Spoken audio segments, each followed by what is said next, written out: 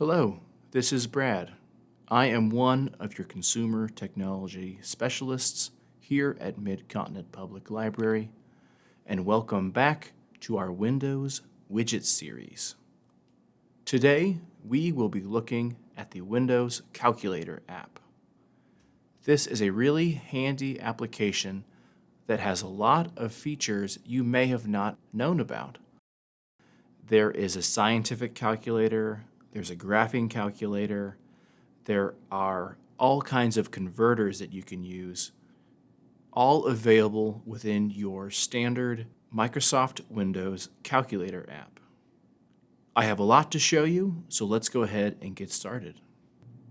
I am first going to navigate to my Start menu in the bottom left-hand corner of my screen. Right away, I can see the Calculator app. If I did not see it, I could use my search bar to find it as well. And here we see the calculator. You've probably seen it before. You've probably used it to do some basic functions like maybe some addition or some subtraction.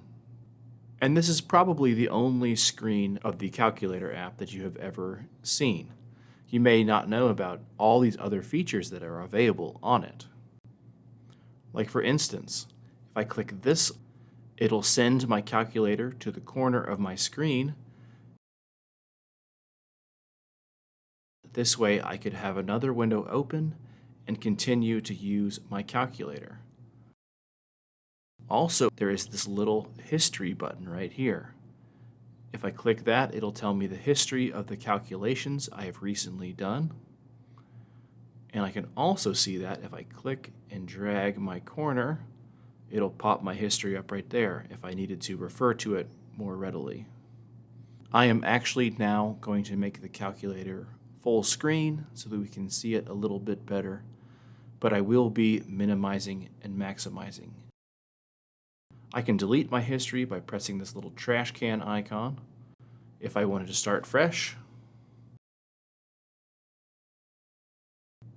and now I'm going to show you where all of these other calculators live. And that is under these three lines over here in the top left corner. Here are all our calculators and converters that we are going to be looking at today. Let's take a look at the scientific calculator. This has all kinds of specific scientific functions. For instance, if I wanted to find out the absolute value of a number, I can click this absolute value button right here. The absolute value of -3 is 3. If I wanted to find out what 3 squared was, I can click this square button over here. And if I wanted to find out what the square root of 9 was, I could press this square root button. I'm not going to try to fool you into thinking that I'm any sort of mathematician, and so I won't try to do math that is beyond my ability. We have some additional scientific functions here. We have some trigonometry functions over here as well. And I'm just trying to show you that there are a lot more options for this calculator than your basic addition and subtraction. Let's go ahead and look at our graphing calculator. And this allows us to graph expressions. I believe that is the correct term. Over here, if I typed in an expression, maybe y equals x, it would graph that for me. I'll go ahead and enter another one here, y equals 4. It'll graph that for me. And if you were more advanced in math than me, you would probably know all of the abilities of this calculator. But here is the graphing calculator option available to you. Next, we are going to look at the programmer calculator just briefly. I know even less about the details of this calculator, but we have different options here to help us do the sort of calculations that a programmer might need to complete.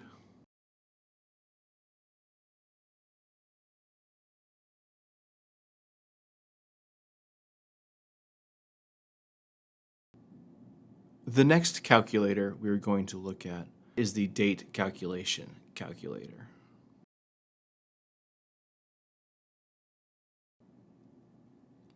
This calculator allows us to look up the difference in time between two dates. I have this date selected here. I can modify this second date, and it will tell me that that is 1 month, 2 weeks, and 5 days, or 50 days between those two dates. I can also click and change the month. I can even change the year. And whatever date I select, it will automatically tell me the difference. The difference between those two dates is 1 year. This calculator can just serve as a great tool. I wouldn't have to look at a calendar and then try to do the mental math on how many days there are between separate dates. I can also convert the calculator to add or subtract days. If I wanted to know what the date would be in 30 days, I could just scroll down to that, and it will automatically tell me in 30 days it will be this date.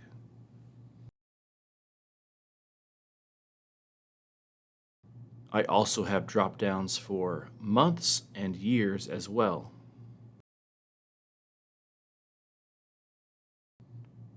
And besides adding days, I can also subtract days or years or months. And those are all of the calculators we have. Next, we're going to look at these converters that are available. The first one we are going to look at is currency.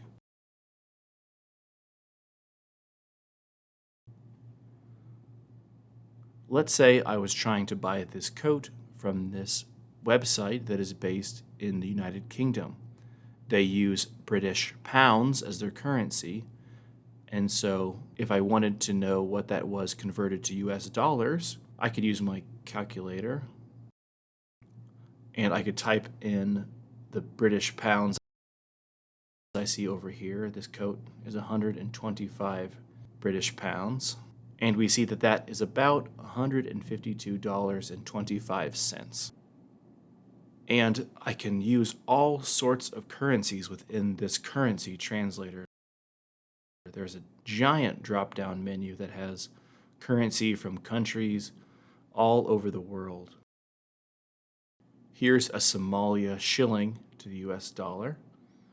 And so anytime you wanted to know the rate between two currencies, you could easily figure that out here.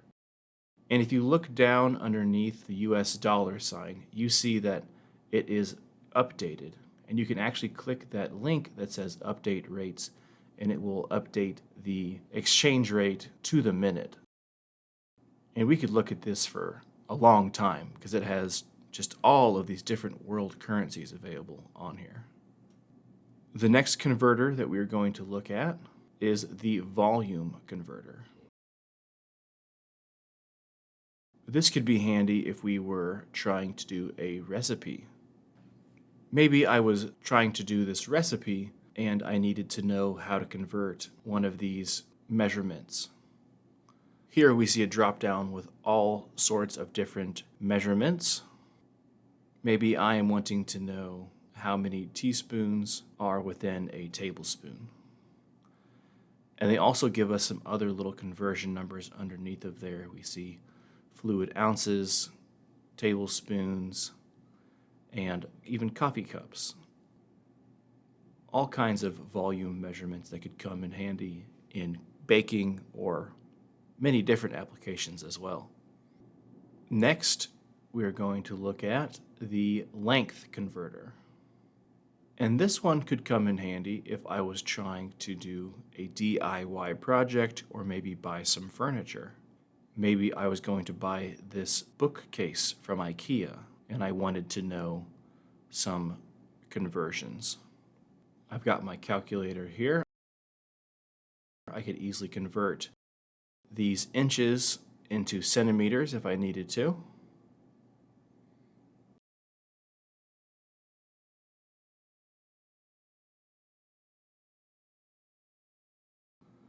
I could easily see that 31.5 inches is 80 centimeters.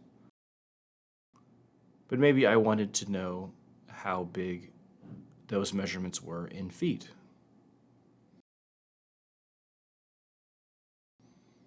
I could easily use my converter to see that 31 inches is a little over 2.5 feet. Next, we're going to look at the weight and mass converters. The United States, Liberia, and Myanmar are the only countries that do not use the metric system. And so it is very likely you will come across the metric system and need to know how to convert that. Here we see kilograms to pounds, ounces to pounds. It's just really fascinating, all of the tools that we have available within this simple calculator app.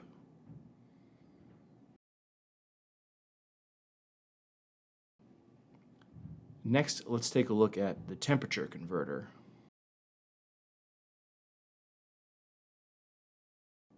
Celsius is a very common used increment of temperature, and so it might be handy in some instances to know how to convert Fahrenheit to Celsius.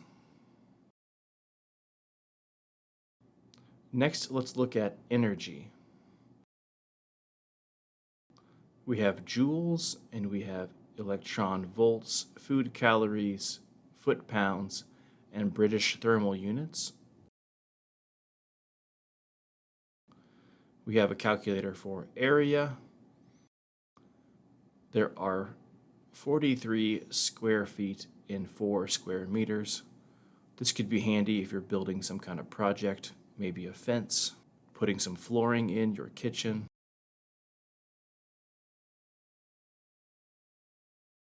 We have a speed converter as well. We have kilometers per hour, meters per second, miles per hour. Just another handy way to know the conversion rate between these various measurements.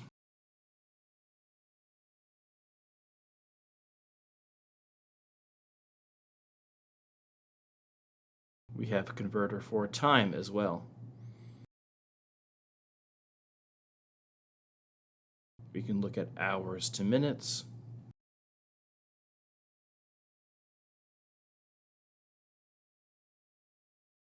We could look at days, weeks, years, milliseconds, microseconds.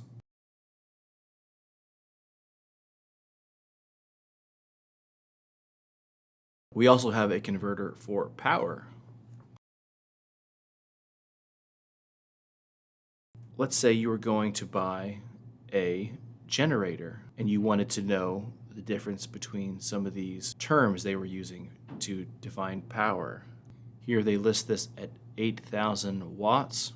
Maybe we wanted to know kilowatts to watts. So we can see 8,000 watts is 8 kilowatts. We could also look and see how many watts this is in horsepower as well. There are several different conversions available in the power converter. The next handy conversion tool we're going to look at is the data conversion tool. And this could be particularly handy if you were trying to decide which new internet provider you wanted to have.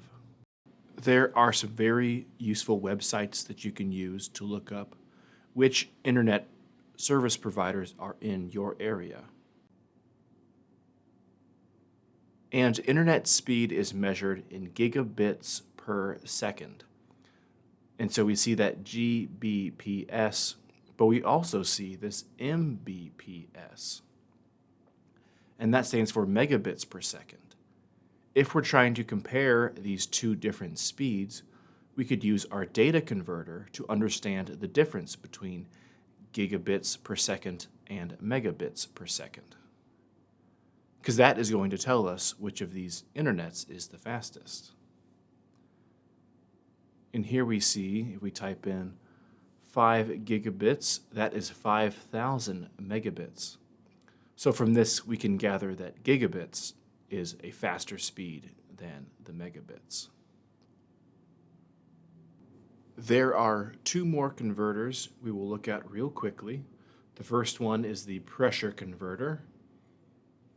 And this just converts different units of pressure, atmospheres, pascals, and allows you to convert those increments. Angles is the final converter that we will be looking at today. I do not have a lot of experience with these different measurements either. There have been several of these calculators and converters that I personally do not know how to use. I just wanted to let you know that they are available. And this has been our calculator app. We've looked at some of our standard calculators.